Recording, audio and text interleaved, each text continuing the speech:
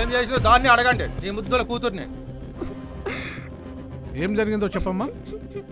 అలా అడిగితే ఏం చెబుతుంది? ఇలా చూడు, నీ కూతురు భాగవతం. ఏంటమ్మా ఇది? ఏంటిది? పోనీలే, తల్లి లేని పిల్లని గారాబం చేస్తుంటే. ఈ రోజుల్లో గారాబం పనికి రాదు. ఆ అఖిల్ గారిని కోసి కారం పెట్టొస్తా.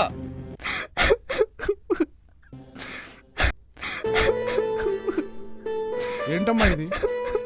వాడిలో ఏం చూసి ఇష్టపడ్డావో నాకైతే అర్థం కాలే. వాడు మన కుటుంబానికి సరిపోడు. దయచేసి ఈ నాన్న మాట విను తల్లి.